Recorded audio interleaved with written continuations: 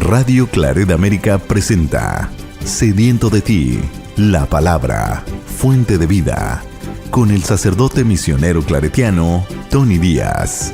Reflexiones diarias del Evangelio. Aquí iniciamos.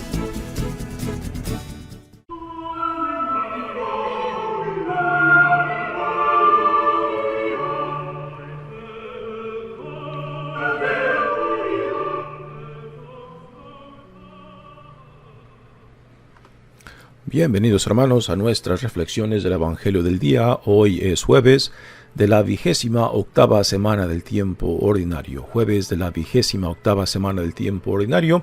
El Evangelio de hoy viene de Lucas capítulo 11 versículos 47 al 54.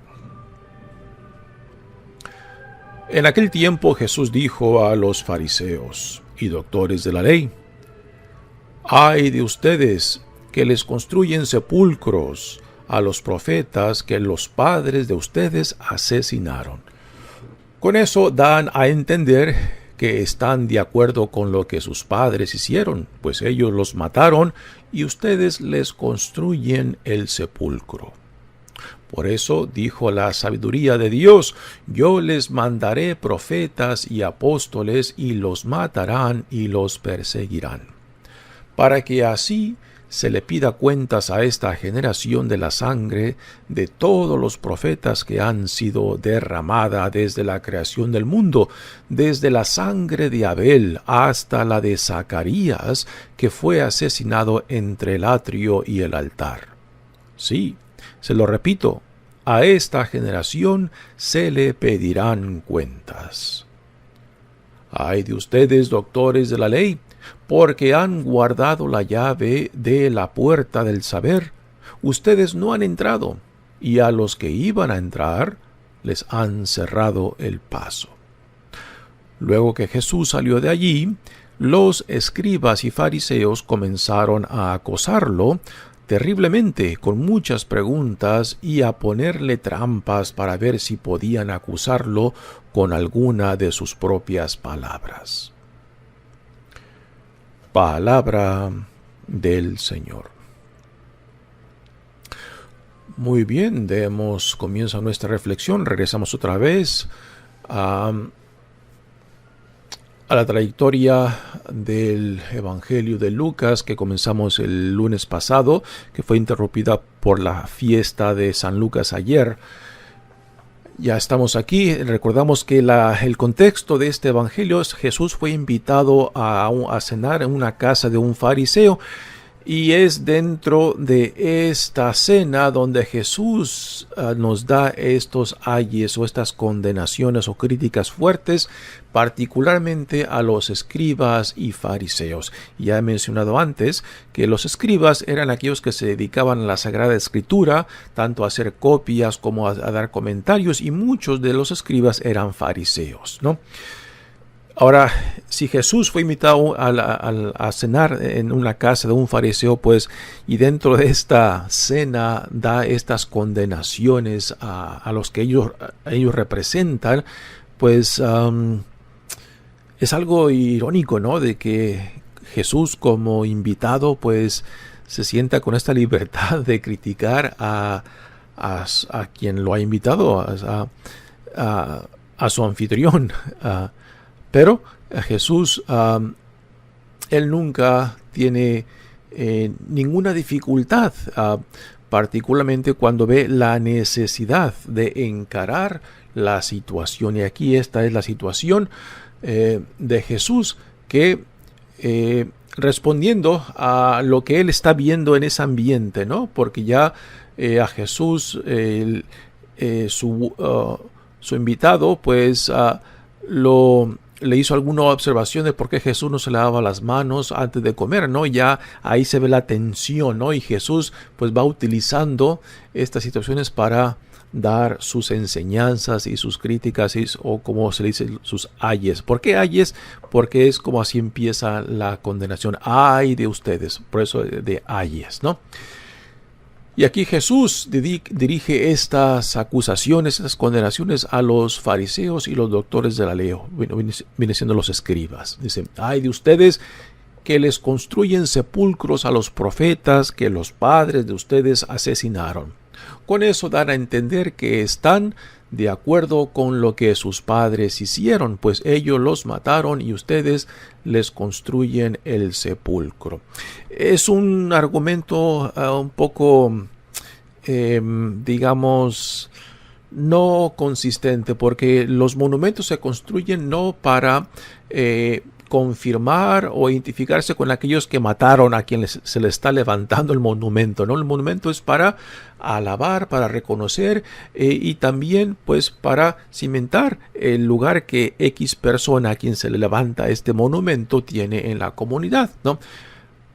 Para poder entender estas palabras de Jesús, hay que saber de que este es un argumento irónico de Jesús. Jesús en los evangelios utiliza mucho la ironía como también la exageración para dejar en claro su punto, ¿no? Así que cuando Jesús acusa a los padres de esta generación que mataron a los profetas, y que estos, al construirles los monumentos, se están identificando con la acción de sus padres, o sea, de sus antepasados, Jesús irónicamente está diciendo lo siguiente: sus padres los mataron los profetas y ustedes los están enterrando, ¿no? Que viene siendo la referencia irónica de levantar los monumentos a los profetas. Así que Jesús está diciendo, ustedes que ahora le levantan estos monumentos a los profetas que sus padres mataron, no los están reconociendo, no están reconociendo a los profetas, porque si reconocieran el mensaje de los profetas, entonces me reconocerían a mí, de quien hablaron los profetas. Este es el argumento de Jesús, ¿no?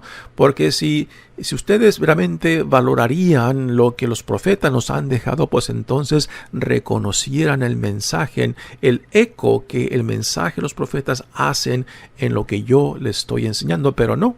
A mí me rechazan y a últimas lo condenarán y lo entregarán a Jesús, ¿no? Por eso Jesús irónicamente hace este argumento.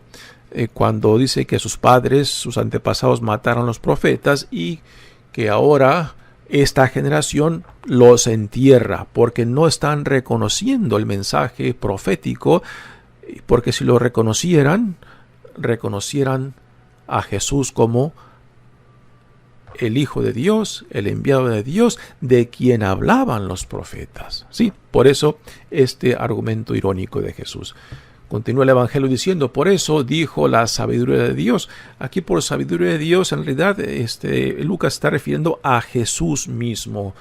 No es una cita que se encuentra en alguno de los textos del Antiguo Testamento. Yo les mandaré profetas y apóstoles y los matarán y los perseguirán. En realidad, en el Antiguo Testamento no encontramos muchos datos de cómo murieron la mayoría de los profetas. La tradición judía es la que nos dice que la mayoría de los profetas que Dios les envió a Israel fueron matados por su propio pueblo, ¿no? Pero en la Sagrada Escritura, en el Antiguo Testamento, no encontramos datos específicos de cómo murieron la mayoría de los profetas. Nuevamente es la tradición judía que nos deja este dato. Dice, para que así se le pida cuentas a esta generación de la sangre de todos los profetas que ha sido derramada desde la creación del mundo, desde la sangre de Abel hasta la de Zacarías. Abel, que en el Antiguo Testamento viene representando el primer homicidio. O sea, recordamos que Adán y Eva tuvieron dos hijos, Caín y Abel. Y recordamos cómo Caín, por envidia a su hermano Abel, lo mata, ¿no? Así que la muerte de Abel viene siendo el primer homicidio que tenemos en el Antiguo Testamento, en la Sagrada Escritura, y que después el último viene siendo del Zacarías. ¿por qué Zacarías?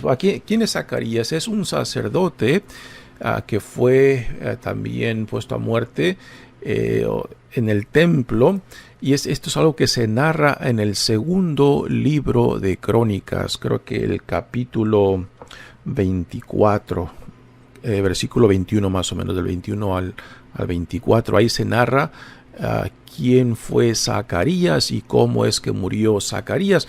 Ahora, el segundo libro de Crónicas, bueno, no es uno según en el orden que está en el Antiguo Testamento, parece que es uno de los más antiguos, pero no, fue escrito mucho más tarde en la trayectoria o historia del pueblo de Israel. Por eso aquí Jesús lo pone como uno de los últimos homicidios que la Sagrada Escritura narra. Que fue asesinado, dice, entre el atrio y el altar. Sí, se lo repito, dice Jesús, a esta generación se le pedirán cuentas.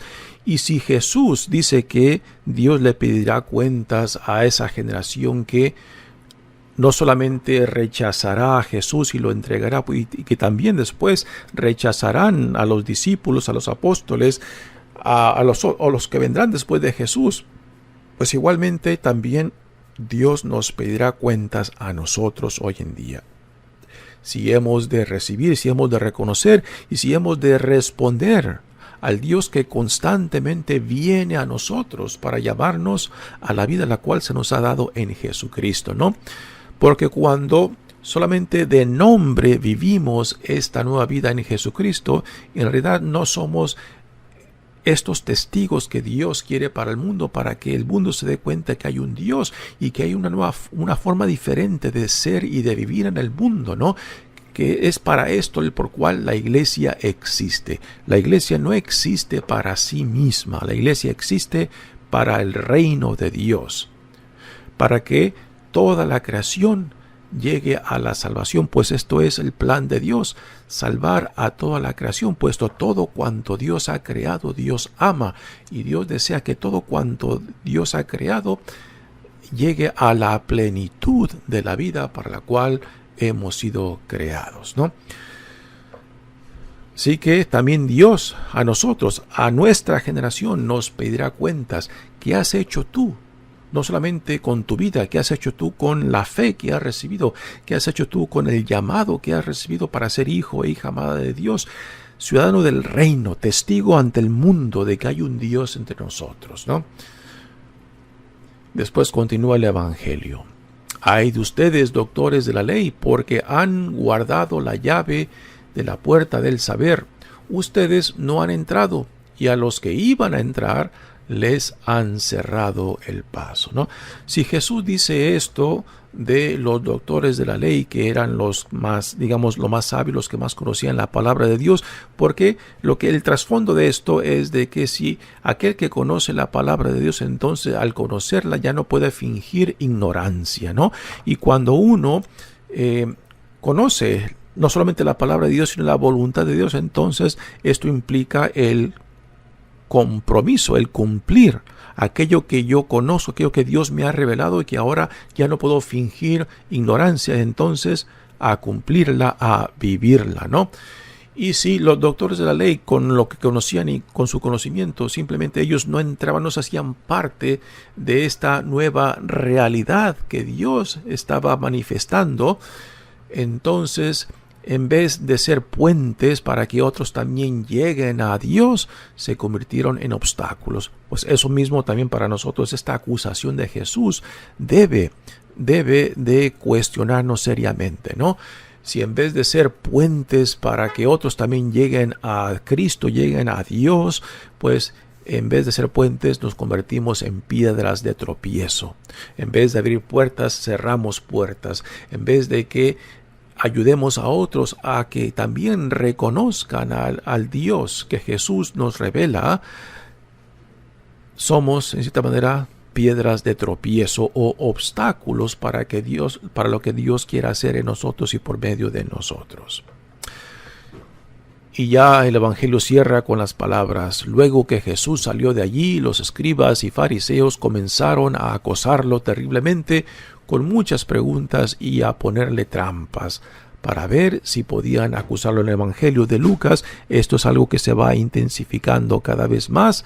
La resistencia, la oposición a Jesús y después la iniciativa de aquellos que buscan ponerle trampa, acusarlo para después poder entregarlo al poder romano. Esto será intensificando en la medida que Jesús se va acercando cada vez más a Jerusalén, que en el Evangelio de Lucas es el fin de su misión. Mi nombre es Padre Tony Díaz, misionero claretiano. Que Dios los bendiga. Radio Claret América presentó Sediento de ti, la palabra. Fuente de vida. Sus comentarios son importantes. Contáctenos en radioclaretamerica@gmail.com.